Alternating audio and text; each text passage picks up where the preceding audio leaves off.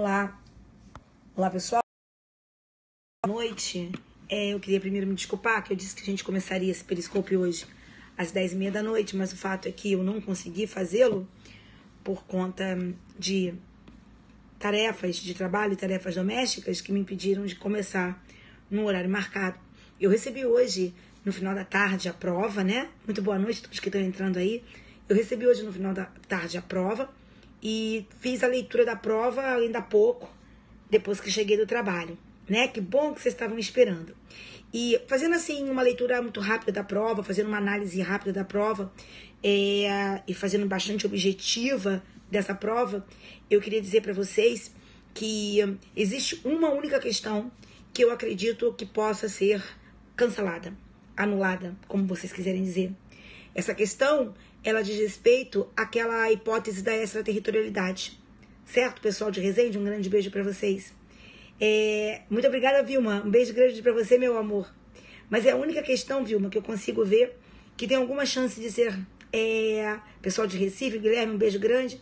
Guilherme, a questão da extraterritorialidade, como nós vamos falar daqui a pouquinho, é a única questão... todas que você falou que iam anular no TJ anularam. Obrigada, Dani. Mas olha só, não obrigada por essa parte. Obrigada pela parte de você é fogo. Mas não tinha como não anular. E, aliás, o TJ do Ceará, a banca examinadora do TJ do Ceará foi coerente, foi honesta, como se deve esperar de uma banca. Errar, todos podemos errar. O que não pode acontecer é errar e insistir.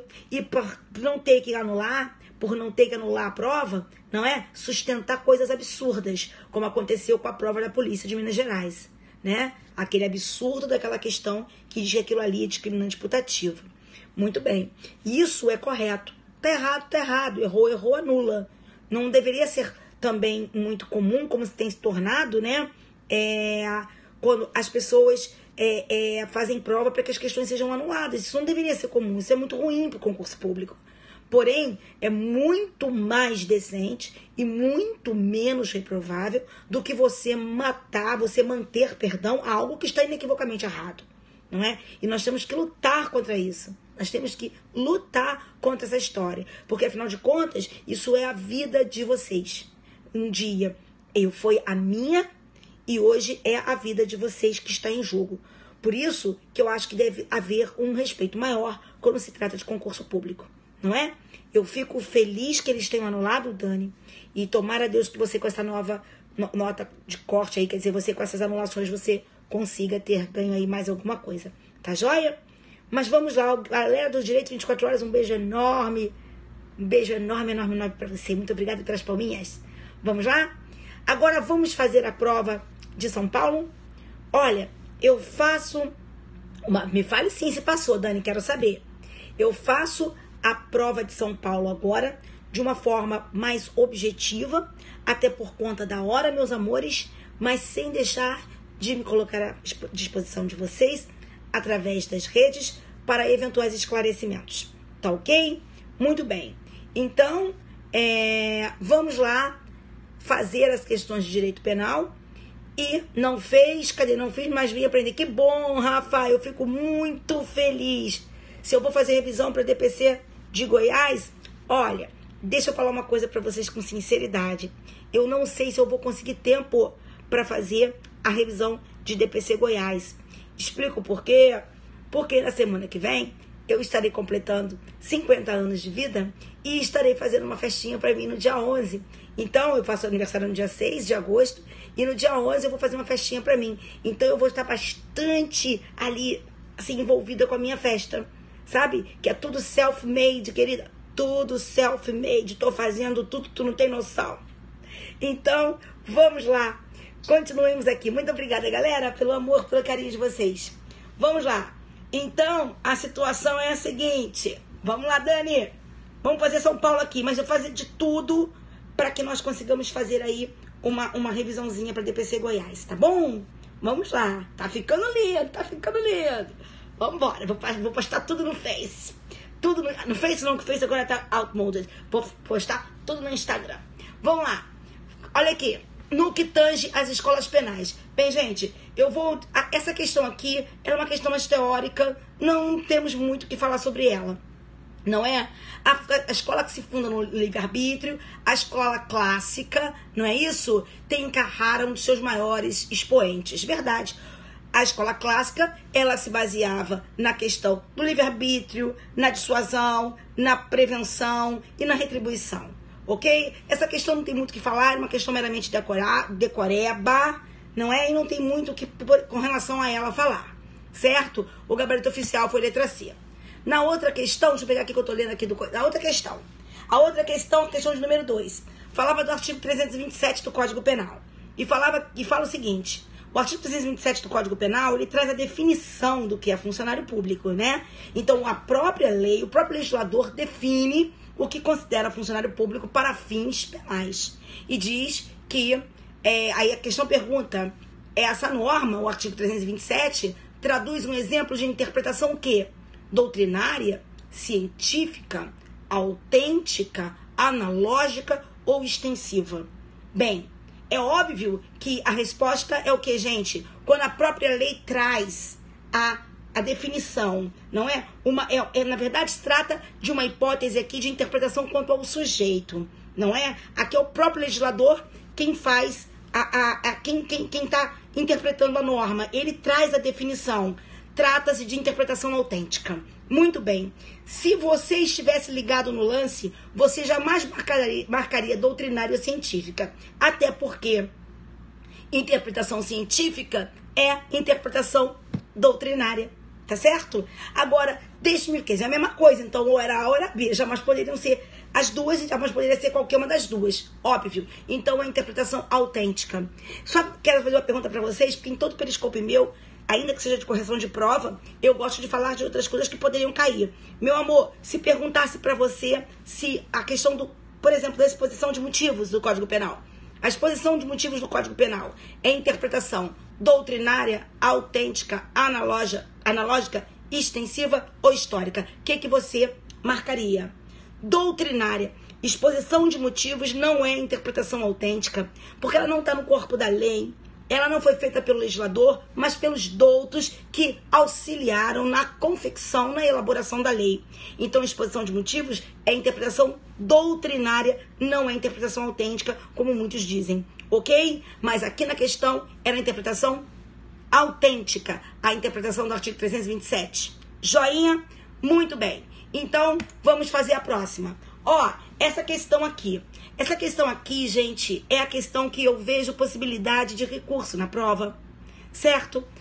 Essa questão, ela fala de um homem que pratica um crime no estrangeiro. Lá no estrangeiro, ele foi condenado a uma pena de 4 anos, que foram integralmente cumpridos. Ou seja, ele foi condenado a uma pena de 4 anos e cumpriu essa pena de 4 anos lá no estrangeiro. Lá no estrangeiro, condenado a 4, lá no estrangeiro cumpriu os 4. Aí depois se diz que pelo mesmo crime, ele foi condenado no Brasil a uma pena de 8 anos de prisão, certo? Então lá no estrangeiro condenado a 4, cumpriu os 4, depois foi condenado aqui no Brasil a 8. Aí o gabarito da questão diz que ele ainda deverá cumprir 4 anos de pena no Brasil, 4 anos de prisão no Brasil. Evidentemente, isso com base penal que manda que se compute o tempo de pena cumprido no estrangeiro.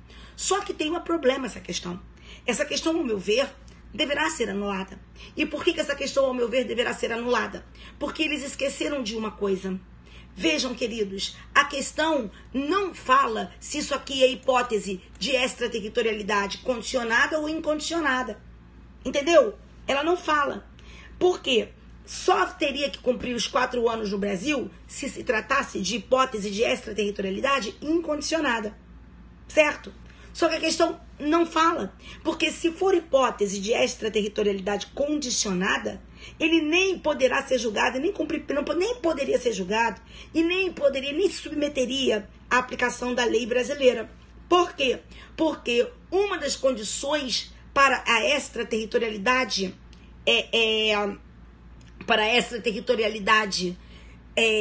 condicionada é que o agente não tenha cumprido pena no estrangeiro. Entendeu? Se você abrir lá o artigo 7º do Código Penal, você vai verificar isso. Artigo 7º, no parágrafo 2º, letra D, salvo o melhor juízo, Uma das condições é que ele não tenha cumprido pena no estrangeiro. Se ele cumpriu pena no estrangeiro, na hipótese de extraterritorialidade condicionada, ele não se sujeitará à lei brasileira. Entende? Então, aqui me parece que como a questão não discriminou, ela deve ser anulada. Só, queridos, entenderam?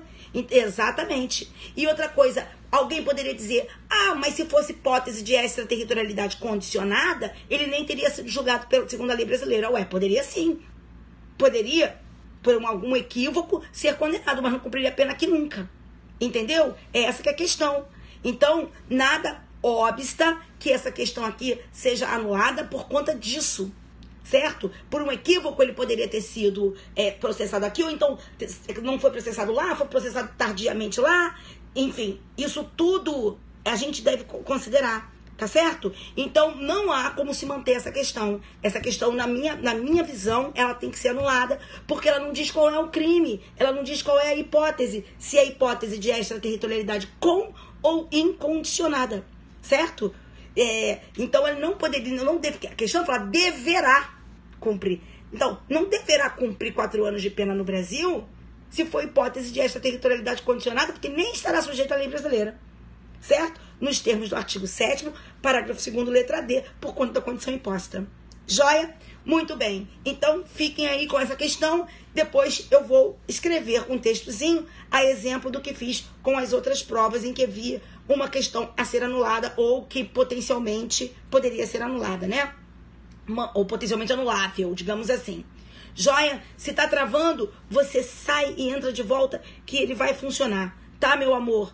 Então vamos lá, vamos ver uma outra questão. Bem, a quarta questão era a questão dada de bandeja para vocês, pelo amor de Deus. A quarta questão dizia que existe pontinhos quando a gente prevê o resultado, mas espera sinceramente que ele não ocorra e configurar-se-á quando a vontade do agente não está dirigida para a obtenção do resultado, pois ele quer algo diverso, mas prevendo que o resultado possa ocorrer, assume assim mesmo a possibilidade da sua produção. Bem, a resposta certa, culpa consciente, quando ele prevê, mas acredita sinceramente e espera sinceramente que o resultado não aconteça. E o outro é o dolo eventual, quando ele prevê o resultado, mas a sua conduta não está direcionada àquele resultado, mas ele consente na produção, ele assume a possibilidade da sua produção. Ok? Então, número 4, letra A, sem problema nenhum no gabarito. Questão muito, muito, muito fácil. Ok? Vamos lá, lembrar que só existe essa diferença entre culpa consciente e dolo eventual entre nós, porque nós não usamos a teoria da representação. Tivéssemos usado, nós não teríamos essa diferença, não é? Mas como nós usamos a teoria do consentimento da assunção, existe essa diferença aqui colocada. Vamos lá? Vamos agora fazer a questão de número 5. Olha, gente, a questão do direito penal que trabalha com a... Essa aqui foi uma das questões mais difíceis da prova. Não é difícil. A prova não estava difícil. Essa questão é uma das mais complicadas da prova, sem que seja complicada. Vamos lá. O direito penal trabalha com a necessidade de se apurar a responsabilidade subjetiva para punir o autor do crime. No que concerne a responsabilidade objetiva, ou o que é responsabilidade objetiva? A responsabilidade objetiva é responsabilidade sem dolo, responsabilidade sem culpa, vedada atualmente. Não é inadmissível atualmente. Agora, a questão é a seguinte. A questão fala assim, no que concerne a responsabilidade objetiva, responsabilidade sem dolo, sem culpa, o direito penal admite excepcionalmente quando estabelece os crimes omissivos próprios. Claro que não. Claro que não. Existem crimes omissivos próprios entre nós que são, na sua quase inteireza, na sua quase totalidade, dolosos e excepcionalmente culposos, como ao caso do artigo 63 do Código de Defesa do Consumidor. Ok? Mas aquilo ali não é responsabilidade objetiva. Demanda dolo ou culpa.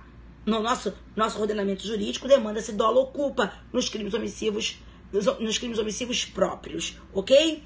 Quer sejam eles dolosos, que na quase totalidade, ou os culposos, como eu dei o exemplo aqui, lá do Código de Defesa do Consumidor. O 63, parágrafo 2º, 66, parágrafo 2º. Tem que saber essas coisinhas que podem perguntar na prova. Então, crime omissivo próprio entre nós só é imputável a título de dolo, quando se requer dolo, admitindo-se também a modalidade culposa quando está prevista em lei, mas não é da hipótese de responsabilidade objetiva. Não sabia do 63? Sim, porque o 63 tem o parágrafo 2º, Dani, e o 66 tem o parágrafo 2º. No Código de Defesa do Consumidor, deixar de colocar os sinais indicativos da periculosidade do produto é um crime omissivo, certo?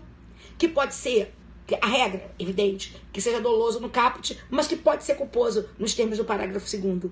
A mesma coisa da falsa propaganda enganosa, lá no 66 caput e no 66 parágrafo 2º, quando diz de deixar de colocar ali aquilo que é importante para que se saiba do produto, das características do produto. Muito bem, então vamos lá. Admite-se excepcionalmente quando estabelece a figura dos garantes nos crimes comissivos por omissão. Nada a ver. Os garantes no crime comissivo por omissão, os chamados crimes omissivos impróprios, serão responsabilizados desde que se reconheça o dolo ou culpa no seu comportamento e, na hipótese de culpa, se houver previsão de crime culposo naquela hipótese. Então não é hipótese. Letra C. Admite-se excepcionalmente quando determina a punição do coautor particular nos crimes cometidos por funcionários públicos? Óbvio que não. Um agente particular pode responder pelo mesmo crime do agente público? Sim, pode, quando ele conhecer a condição de funcionário público do outro e aderir ao comportamento do outro, conhecendo essa sua condição. Então é óbvio que não era. Não se admite em hipótese alguma e está errado. A resposta certa, letra A, admite-se excepcionalmente quando pune aquele que agiu em estado de completa embriaguez culposa. Sim, gente, isso é apontado pela doutrina, não é? A adoção da teoria da actio libera in causa, no que tange a hipótese de embriaguez culposa, é por muitos vista como resquício de responsabilidade objetiva. Inclusive, o Paulo José da Costa Júnior, citado lá pelo Masson no livro dele, quem tem ali o livro do Masson, vai verificar que está lá transcritazinha uma citação do Paulo José, em que o Paulo José diz, ora, aqui no que tange a embriaguez culposa, no artigo 28, no inciso 2, o legislador, a dizer que não é afastada a culpabilidade, ao não excluir a imputabilidade, o que ele está fazendo é, sem confessar, adotar a teoria, adotar uma responsabilidade objetiva, uma responsabilidade sem dolo, uma responsabilidade sem culpa. Ok? Então, um beijo grande, Mari, um beijo enorme. Vamos lá? Então, a letra E é a resposta correta. Ok? Vamos lá. Número 6. Queridos, no que concerne ao artigo 107 do Código Penal, lembrar o seguinte, todas as questões estão colocadas no meu Instagram e todas essas questões que estão colocadas... Valeu, Rafa! Todas as questões que estão colocadas aqui, que foram cobradas na prova de São Paulo, estão no meu Instagram com o gabarito oficial, tá? Esse Periscope se destina a discutirmos a prova e falarmos um pouquinho da questão doutrinária na prova. Joia? Vamos lá. No que concerne ao artigo... Oh, meu amor, muito obrigada! No que concerne ao artigo 107 do Código Penal, que enumera as causas distintivas de punibilidade. Gente, olha aqui, ó. Todas as que falarem que é rol taxativo, tu podes, cortar. Porque o rol do 107 não é um rol taxativo. O rol do 107 é um rol enumerativo, viu, Dani? Viu, Areli? Linda do meu coração? O rol do 107 é um rol exemplificativo. Ele não é um rol taxativo. Não é um rol taxativo. Então, a letra D e a letra E eram para ser cortadas na hora. A letra C era para ser cortada porque ela diz que o indulto não está no 107 e ele está no 107. A outra, letra A, diz que a incapacidade mental superveniente é causa distintiva de punibilidade. Claro que não é. Artigo 41 do Código Penal, certo? Então só sobrava o quê? A letra B. O rol do 107 é um rol exemplificativo, já que são admitidas pela legislação causas que não estão ali contidas, como, por exemplo, a suspensão, o cumprimento da suspensão condicional do processo nos termos do artigo 89 da Lei 9.099. Por quê? Cumprida a suspensão condicional do processo, cumprido o período de prova sem intercorrência, declara-se extinta a punibilidade. Então, isso não está no artigo 107, está fora do artigo 107, como, aliás, existem várias causas extintivas de punibilidade que não estão no 107. Um exemplo, outro, o pagamento do tributo, gente, que é causa extintiva da punibilidade nos crimes contra a ordem tributária, ok? Agora, dessa questão, eu quero pegar um pontinho e perguntar para vocês uma coisa. Vamos pegar aqui uma das respostas que estava erradas, e vamos, uma dessas aí erradas, e vamos trabalhar um pontinho dela. Olha só, a questão na letra E, que está errada, porque diz que o ROI é taxativo, diz que as causas supralegais de punibilidade não são reconhecidas pela jurisprudência. Então, vamos lá. A questão está dizendo que causas supralegais de extinção da punibilidade não são reconhecidas pela jurisprudência. Vamos imaginar que isso caísse na tua prova lá de Goiás. Hein, Ivandro? Vamos lá. Vamos lá? Vamos imaginar que isso caísse lá em Goiás para você. Você que vai fazer a prova de Goiás, você que vai fazer a prova da Defensoria Pública aqui do Rio de Janeiro, certo? Vamos lá. Provas que estão próximas, que estão aí na agulha. É errado ou é certo? A jurisprudência admite causas supralegais de extinção da punibilidade? Admite sim, Galvão, querido do meu coração. Admite sim.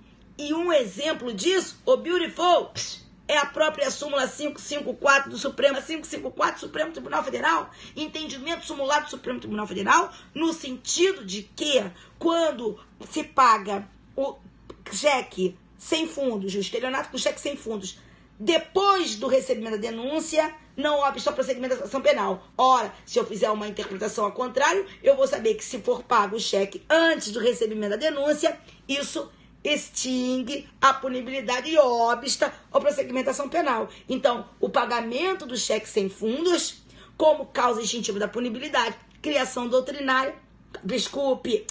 jurisprudencial consagrada na súmula 554 do Supremo Tribunal Federal. É ou não é? Então, cabe sim à jurisprudência, acata causas supralegais de extinção da punibilidade. Fechamos ou não fechamos? Essa é quente ou não é pra cair? Pelo amor de Deus, de uma prova tu vais tirando a outra. Ok, queridos? De uma prova a gente vai tirando a outra. Joia? Então vamos lá. Queridos, opa, muito bem. Exatamente. Show de bola, Rafa. Tá arrebentando aí. Eu fico feliz de vocês estarem assim, afiadíssimos. Vamos lá? Agora, a questão de número... Ih, deu ruim não, não deu ruim não. A questão de número 7. Queridos, a questão de número 7, ela era uma questão, digamos assim, decorebinha,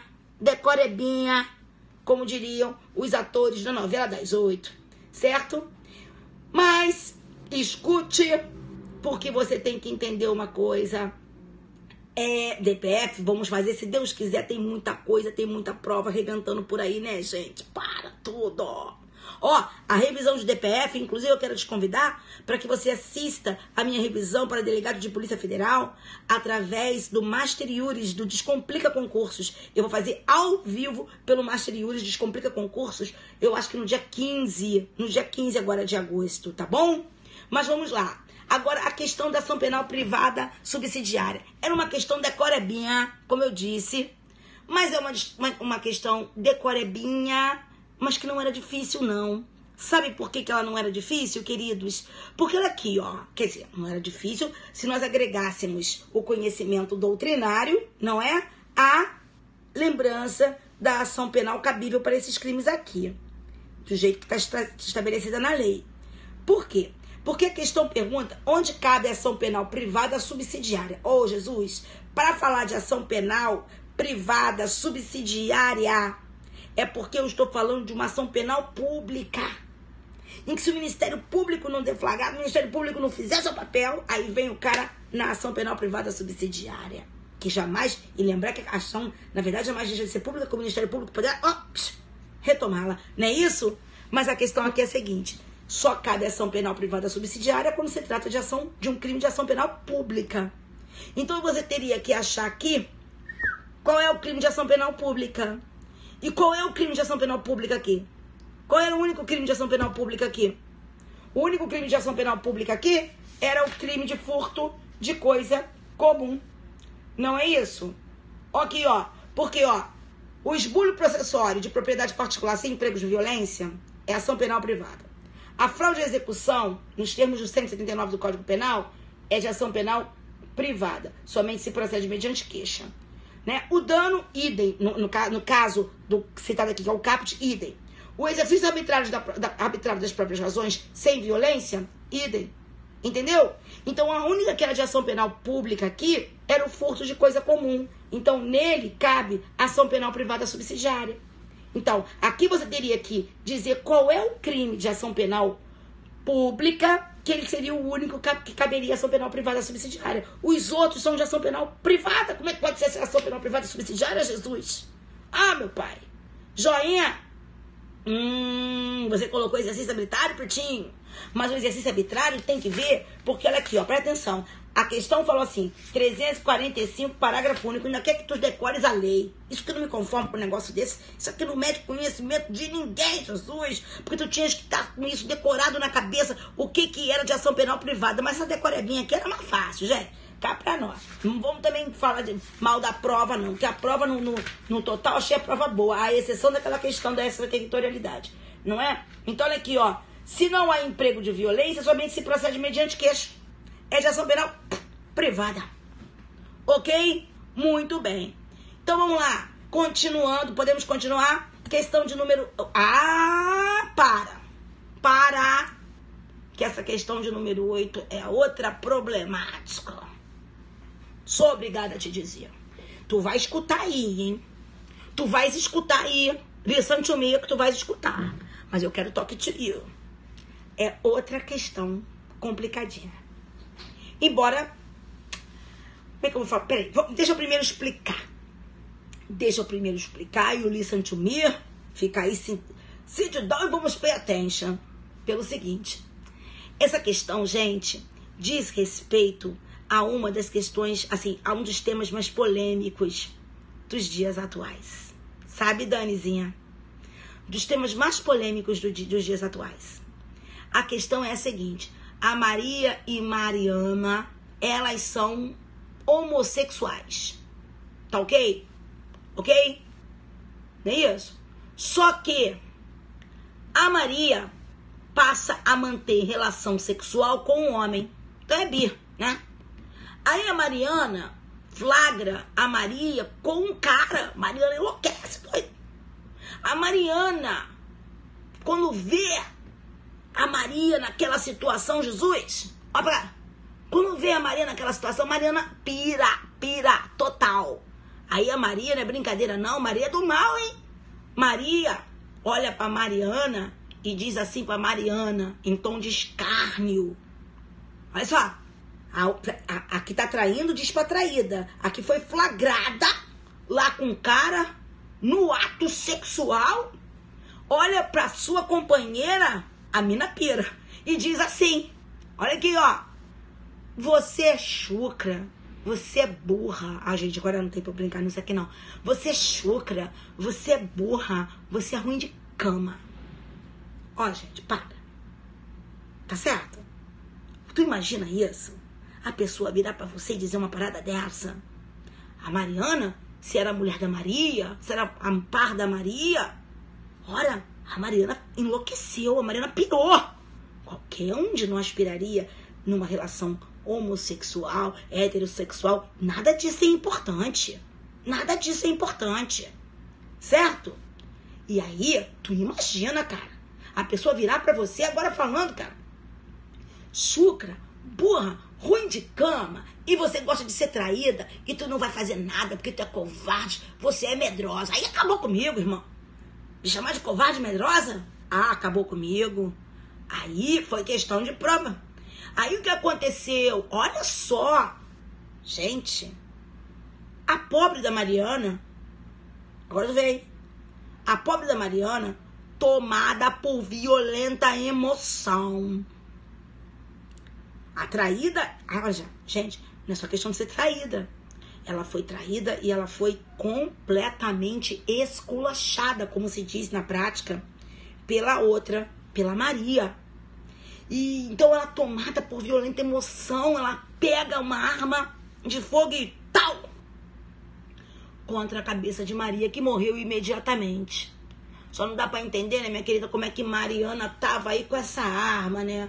Porque se Mariana já foi pra lá com arma na mão pra matar Maria, fica difícil, mas tudo bem. Entenderam? Pelo que a questão diz, com dolo de ímpeto, sob domínio de violenta emoção, provocada por injusta provocação da vítima, a Mariana atira e mata a Maria. A Maria, exatamente, esqueceram esse detalhe, Alane, morre imediatamente, gente. A questão aqui é perguntar o seguinte: qual foi o crime que a Mariana praticou? Certo? Queridos, a resposta do gabarito e a minha resposta também seria que o crime da Mariana é um homicídio privilegiado. Por quê? Escute. Porque eu sou adepta da corrente que sustenta que o crime de feminicídio, a forma qualificada do homicídio, caracterizada pelo feminicídio, é uma qualificadora de cunho subjetivo. Para mim, o feminicídio não é objetivo. Para mim, o feminicídio é subjetivo. E como tal, agora, gente, presta atenção, agora é sério. Só fiz aquela brincadeira inicial pra gente começar, mas isso é seríssimo. O feminicídio é uma qualificadora de cunho objetivo. Pra mim, é uma qualificadora de cunho subjetivo. Não é de cunho objetivo. E se eu digo que ela é de cunho subjetivo, a qualificadora do feminicídio jamais será compatível com o privilégio. Onde houver privilégio, sai o feminicídio. Tá entendido isso? Para mim, há uma incompatibilidade entre o feminicídio, qualificadora do homicídio, e o privilégio. Se a razão para matar foi o fato de estar sob domínio de violenta emoção, logo em seguida a injusta provocação da vítima, eu não posso ter feminicídio. Para mim, tá aqui, é só um homicídio privilegiado. Ok? E não importa se praticado pela companheira ou pelo companheiro, não importa se o sujeito ativo é homem, se é mulher, isso não importa. Só, meu amor, não é questão, não. Torpe não dá pra ser, não. Pretinha, não dá pra ser. A pessoa ser chamada de chucra, de burra, de ruim de cama. Não, isso aí não é torpeza, não, meu amor. Isso aí, e ainda dizer o seguinte, então é covarde, tá fazendo a mesma coisa, é covarde. A questão é que, não, torpe não rola, minha linda, torpe não rola. Torpe é motivo nojento, motivo abjeto pra matar alguém, sabe? Não é o caso. O grande lance aqui, sabe, gente? O lance não foi o chifre. Exatamente. O lance, direito 24 horas, é que não foi o chifre, meu coração. O lance foi o que ela falou. Vamos lá. Mas eu disse que pra mim é subjetiva. Eu também tenho que dizer que muitos na doutrina, como o meu querido amigo Kleber Masson, diz que é subjetiva. Porém, eu não posso sonegar nenhuma informação a vocês. E eu quero dizer que o STJ, anote aí, eu fui buscar antes de nós começarmos, porque eu dei aula outro dia sobre isso, e eu anotei esse julgamento do STJ. Anota aí, STJ HC 430-222. Alguém me ajuda aí, galera que tá seguindo. HC 430-222. O STJ disse que esta qualificadora, ela é de cunho objetivo. Joia, direito 24 horas, lindona, Carlos, obrigada, Dani, obrigada, DPC Marques, obrigada, linda do coração, Alane, nossa, HC 430-222, oriundo de Minas Gerais. O STJ disse, sabe o que, meu amor? Que isso é objetivo. que a qualificadora do feminicídio é objetiva. E também o Distrito Federal, o Tribunal de Justiça do Distrito Federal, salvo o melhor juízo no recurso em sentido estrito, agora eu não vou lembrar, afirmou a mesma coisa. Não do STF, não. STJ, 430-222, dizendo que é objetivo. Então, se você reconhece que isso é objetivo, aí já morre aquela explicação. Porque, olha só, um homicídio qualificado privilegiado pode existir? Pode, se a qualificadora for objetiva. Mas um homicídio qualificado privilegiado não pode existir se a qualificadora for de cunho subjetivo. Por isso que pra mim é só privilégio, porque o feminicídio é subjetivo pra mim, pra maçom. Mas há quem diga que é qualificadora de cunho objetivo, como disse aqui o STJ, perdão, e o Tribunal de Justiça do Distrito Federal. Então, eu posso dizer na sinceridade, meu amor, vai dar problema também essa questão. Essa questão é outra questão que vai dar problema, sabe? Porque, na verdade, eu tenho isso aqui meio complicado. Vai dar para dizerem não é, não tinha resposta. Para quem entende que isso aqui é objetivo, né? É um feminicídio, tá? Então pode ser tanto a A quanto a C, depende do que você acha. Na doutrina tem sido majoritário sim, meu amorzinho, que isso aqui seja de cunho subjetivo, tá? Isso aqui tem que ser de cunho subjetivo, boa, gente. Tá certo? Pra mim, exatamente, Andressa, pra mim isso não é feminicídio, porque pra mim é subjetiva e ela não matou por questão do sexo feminino, sabe, linda? Mas fica aí na conta de vocês, porque pode ser que essa questão seja anulada. Pode ser. Vamos pra questão de número 9. Entenderam a minha explicação? Entenderam a minha explicação? Vamos lá. Agora, eu não vejo nenhuma razão do sexo feminino. Por isso eu tô falando pra mim, se você, olha só, linda, se você está exigindo que existam razões do sexo feminino, né, pelo fato de ser do sexo feminino, não é? Aí não é um caso aqui. Então você também está considerando que não é objetivo, quer dizer, não basta ser mulher, não é? Tá certo? Mas vamos lá, vamos continuar e vamos aqui avançar. Já expliquei para vocês essa questão da qualificadora. Não adianta a gente ficar discutindo se é ou não é, porque isso são opiniões. Para mim, é subjetivo e não se compatibiliza com o privilégio. Mas, para o STJ, neste julgado, é objetivo. Para o Tribunal de Justiça do Distrito Federal, foi dado como objetivo. Certo? Se fosse objetiva, linda, seria possível um homicídio qualificado privilegiado. Entendeu, amor? Não há. A questão foi do STJ. Joia? Não foi do STF. Joia, meu amor? Mas vamos lá. Então, ficamos essa questão aqui no stand-by. Vamos ver o que eles vão fazer. Mas a questão é anulável, sim. Vamos lá? Ih, Jesus. Porque eu tô pegando aqui 10. Ih, meu pai. Extorsão mediante sequestro. Mole. Não se consuma quando pede o resgate. Não se consuma quando obtém a vantagem. Certo? A questão... Beijo, querido do coração, Rodrigo. Vamos lá. Não, o crime de extorsão mediante sequestro não se consuma quando se solicita vantagem. Não se consuma quando se obtém a vantagem. Obter a vantagem é exaurimento. Não é? É exaurimento. Trata-se aqui de um crime formal. O crime de extorsão mediante sequestro se consuma no momento da privação da liberdade da vítima. Ok? É qualificado se praticado contra a vítima menor de 18 ou maior de 50? 50 não, 60. Não admite a modalidade tentada? Eu pulei a 9? Ih, pulei a 9. Mas vamos fazer logo a 10 que eu tô fazendo, eu volto pra 9.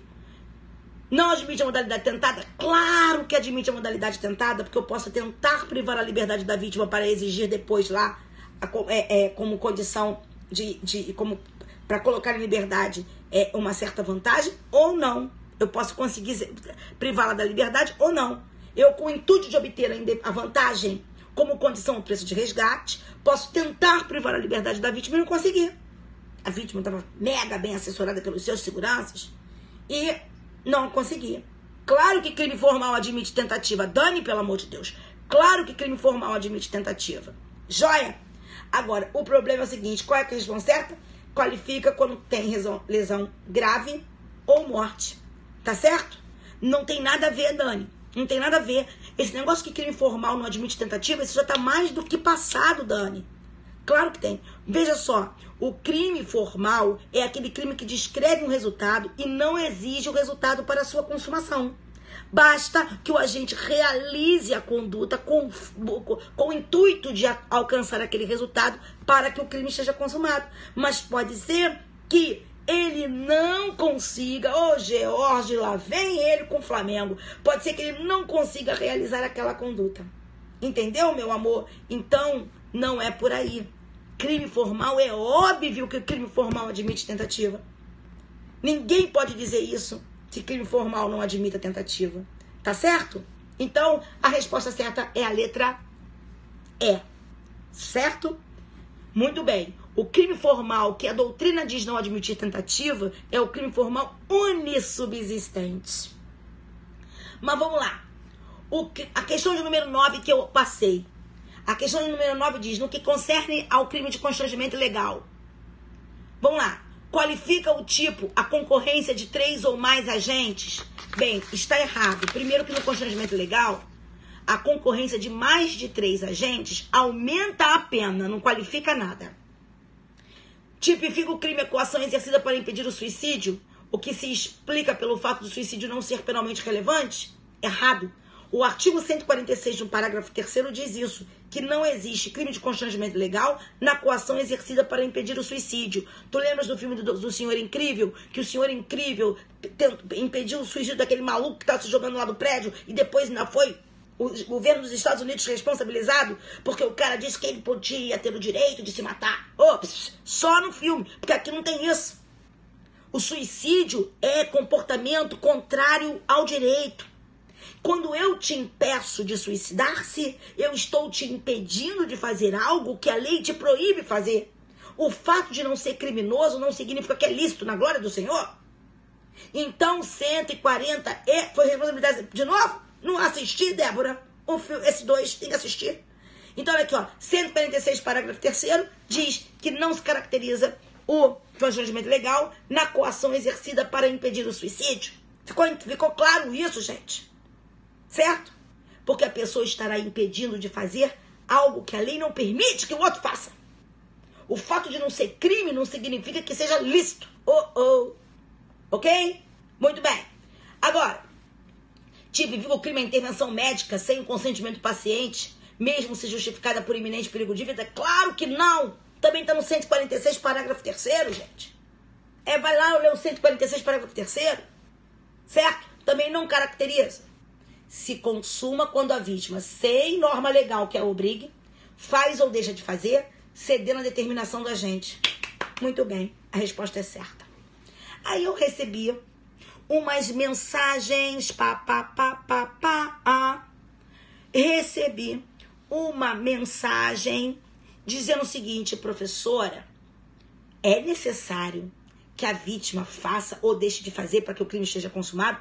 Esse crime não é formal? Nada disso. Não é. Sabe por quê, coração? Sabe por que não é formal? Queridos, o crime de constrangimento ilegal é um crime contra a liberdade individual. No crime de constrangimento ilegal, o agente ele quer alcançar um resultado. Qual é o resultado que ele quer? Que a vítima faça aquilo que ele determina que ela faça. Que ela faça aquilo que ele a está obrigando, mediante violência, grave ameaça, a fazer. Então, só estará consumado no momento em que a vítima realizar aquilo que o agente determina. Não tem nada errado nesse gabarito. Se o crime aqui tem resultado e só terá se consumado quando esse resultado sobrevier. Então, quando a vítima realizar aquilo que foi constrangida a realizar. Certo? Então, está certo. Se consuma quando a vítima, sem norma legal que a obrigue, faz ou deixa de fazer, cedendo à determinação do agente. A determinação do agente aqui, evidentemente, que com emprego de violência, com grave ameaça, ou então de outro meio que impossibilite a vítima de reação. E a letra E está errada porque diz que só há crime com ação violenta. Porque se for mera grave ameaça, não existe. Claro que existe. É violência, grave ameaça, ou então depois reduzir a vítima a impossibilidade de reação. Basta ler o artigo 146. Certo? Então a letra D é a resposta certa e está certa. Não tem nada errado nessa questão. Ok? Vamos lá. Agora a questão de número 11. Já estamos terminando, hein, gente? Daqui a pouco vai acabar minha bateria. Isso que eu tô preocupada só com a minha bateria. Vamos lá. A questão de número 11 diz assim: a apropriação indébita. Quem segue meu Instagram tinha que ter acertado isso. Porque uma vez eu coloquei isso.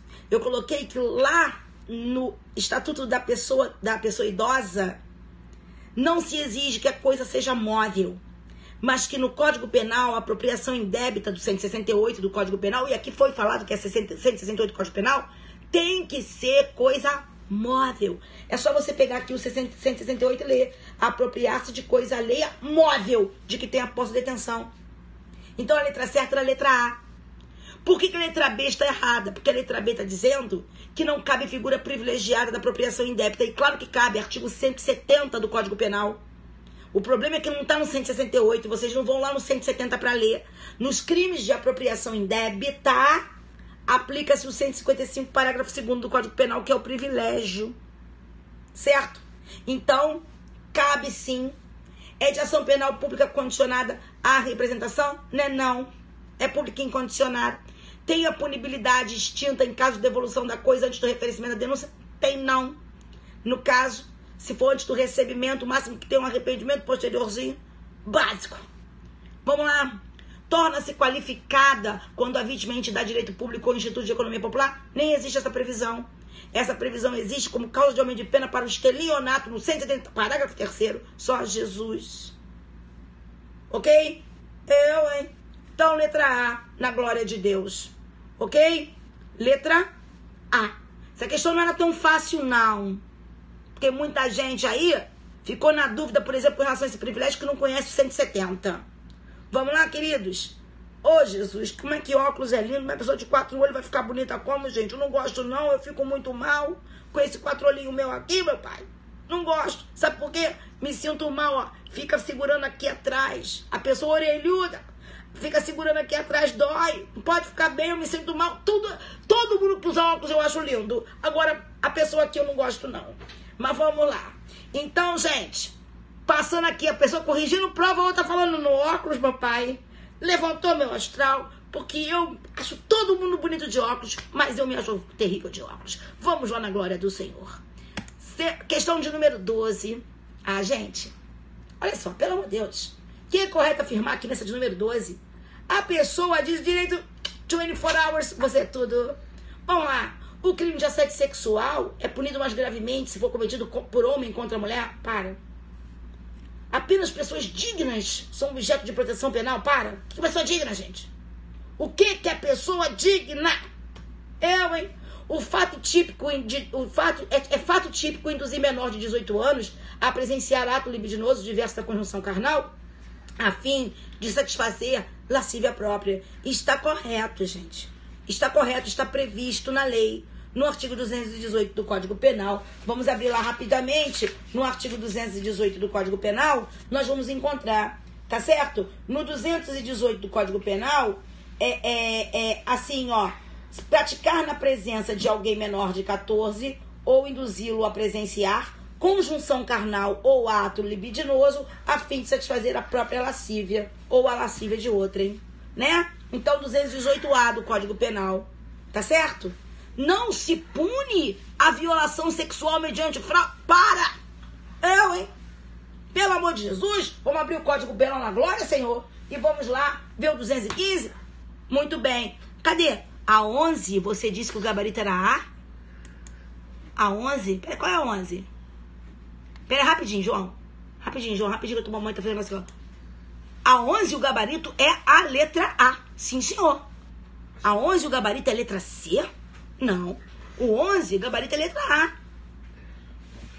É a questão certa. Quem falou que é a letra C? Onde vocês viram isso que é a letra C?